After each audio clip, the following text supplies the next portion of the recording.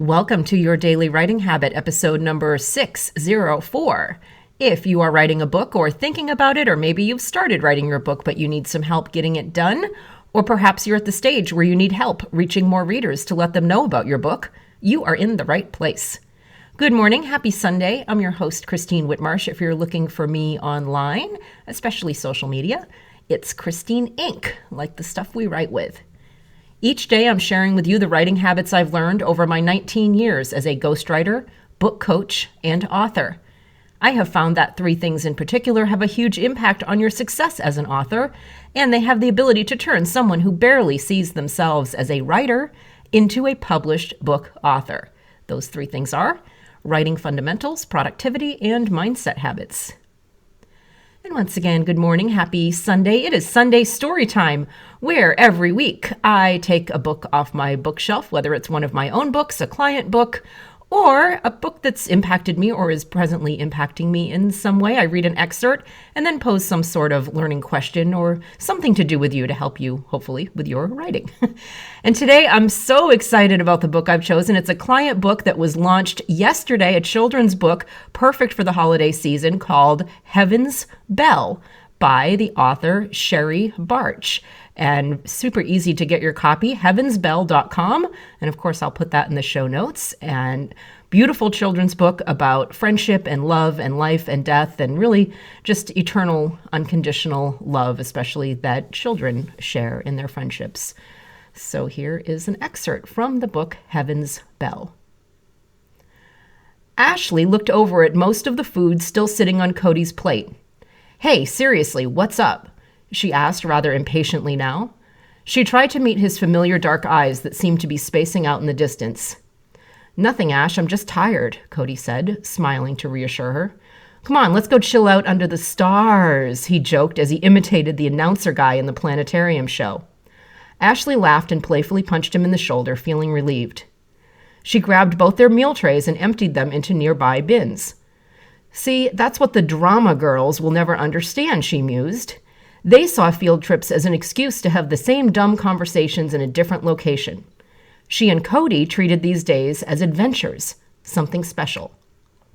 This was always their favorite part, too, the Under the Stars show they'd both seen a zillion times but still loved.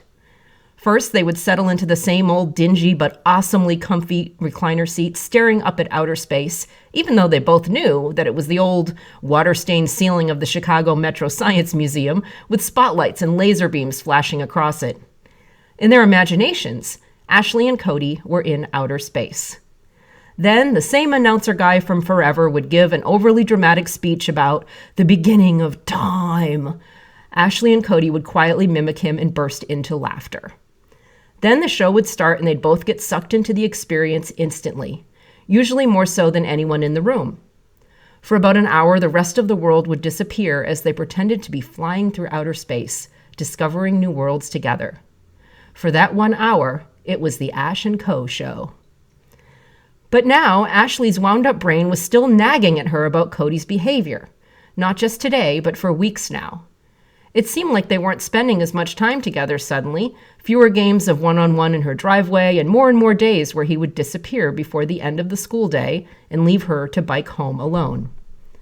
Overall, they didn't seem to be having as much fun together anymore.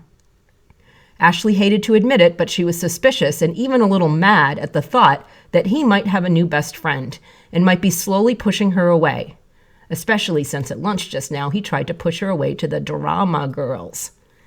She was constantly racking her brain for clues. Had she done something to annoy him? Nothing more than usual, she thought, fully realizing how obnoxious she could be sometimes. She made a mental promise to herself to maybe tone down the Ash show a little and see if that would make Cody stop acting weird. Or maybe he had outgrown having a girl as a best friend. The thought of suddenly having to figure out life without her best friend made Ashley's stomach feel queasy. Or maybe it was the greasy cheeseburger she'd just wolfed down in like 4 bites. Or she thought, as they zoomed past Venus, deeper and deeper into space, maybe Co was telling her the truth. Maybe he was just tired.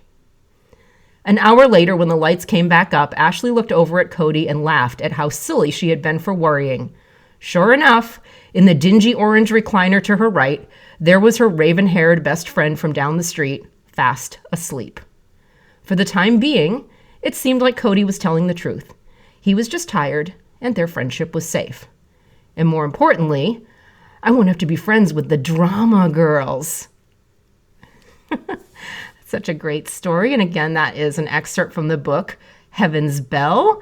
Brand new book, just launched yesterday, doing like a hit bestseller in so many categories I can't even count. So doing really well. Super proud of my client, Sherry Barch. heavensbell.com.